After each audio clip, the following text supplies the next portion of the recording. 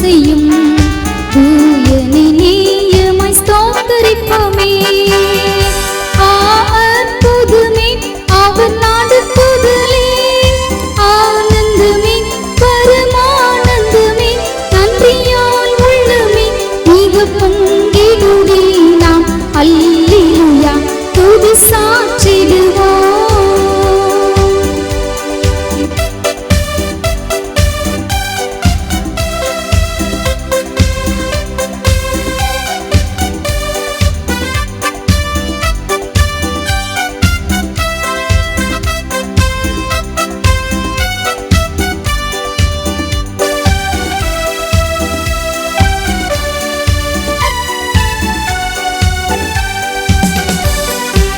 கடந்த நாட்களில் கண்மணி போல் கருத்துடன் நம்மை காத்தாரே. கர்த்தரை நம்பி ஜீவித்திட கிருபையும் ஈந்ததால் ஸ்தோத்திரிப்போமே. அற்புதமே அவர் நாடுத்துதலே, ஆனந்தமே பரமானந்தமே, நன்றியால் உள்ளமே மிக பொங்கிடுதே. நாம் அல்லேலூயா துதி சாற்றிடுவோம்.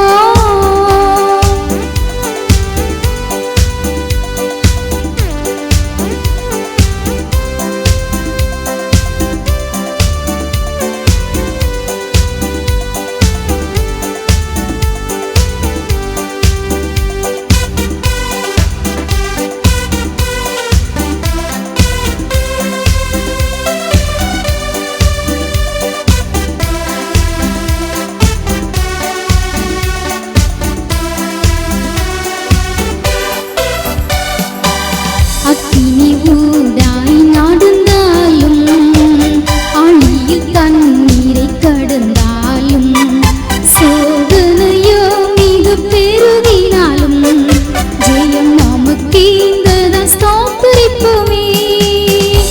அற்புதமே அவர் நாடுத்துதலே, ஆனந்தமே பரமானந்தமே, நன்றியால் உள்ளமே மிக பொங்கிடுதே. நாம் அல்லேலூயா துதி சாற்றிடுவோம்.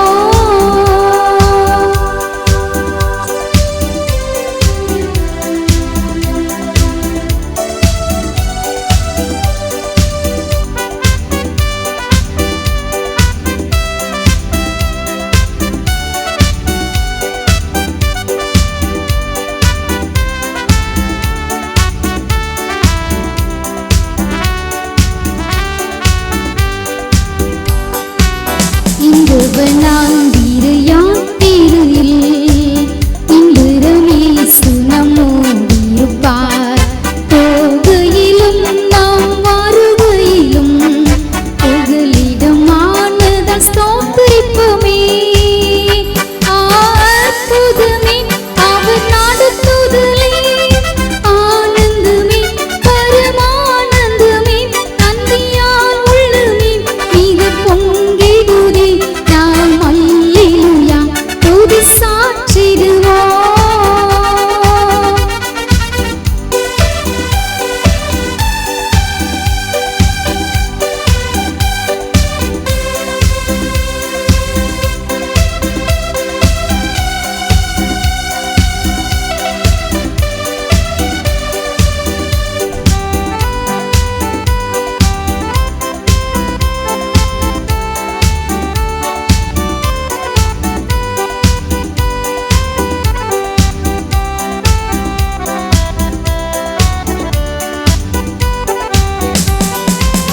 வாஞ்சிகள் தீட்டிடு வாங்கிடுவார், வரும் என்றே நாம் அழைத்திடுவோர். வானத்திலே ஒன்று சேர்ந்திடும் நாள் இறைந்து நெருங்கிட ஸ்தோத்திரிப்போமே. அற்புதமே அவர் நாடுத்துதலே, ஆனந்தமே பரமானந்தமே, நன்றியால் உள்ளமே மிக பொங்கிடுதே. நாம் அல்லேலூயா துதி சாற்றிடுவோம்.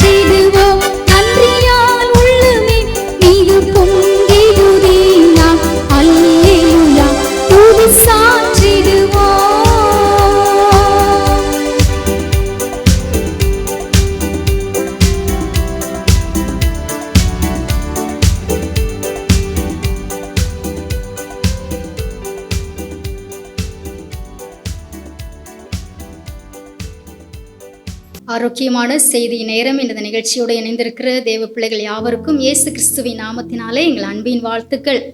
இந்த நாளிலும் கர்த்தர் நம்மோடு இடைபடுகிற வார்த்தை சங்கீதம் 35:28.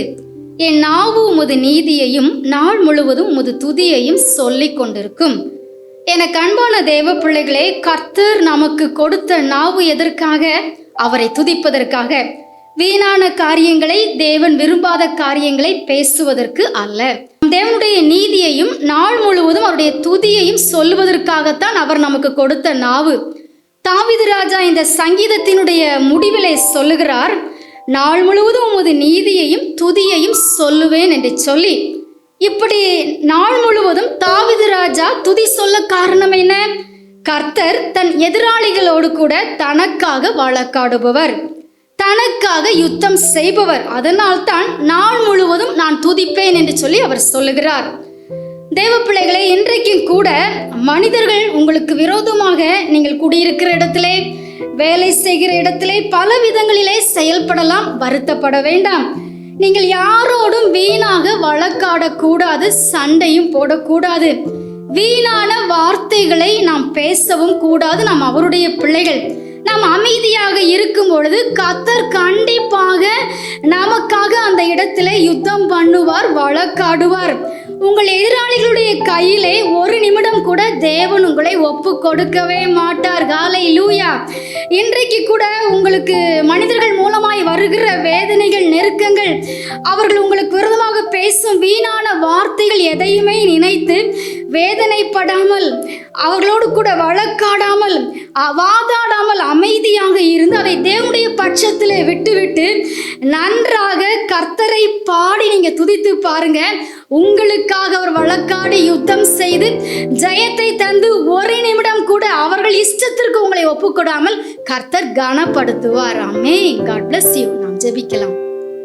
நன்றி சொல்லுகிறோம் பரிசுத்த ஆவியானவரே, நீர் எங்களுக்கு கொடுத்த நாவு உம்மை துதிப்பதற்காக. எங்களுக்கு விரோதமாய் ஆங்காங்கே எழும்புகிற எல்லா மனுஷ வல்லமைகளையும் நீங்க பார்த்து கொள்வீங்கப்பா. நாங்கள் அமைதியாக அதை உங்க பட்சத்தில் விட்டு உம்மை பாடி துதித்து முழுமையான ஜெயத்தை பார்க்க கிருபை தாரும். உம்முடைய பிள்ளைகளை சிறப்பாய் நடத்தும். உம்முடைய கரத்திலே அர்ப்பணிக்கிறோம். இயேசுவின் நாமத்தில் ஜெபிக்கிறோம் எங்கள் நல்ல பிதாவே. ஆமென், ஆமென்.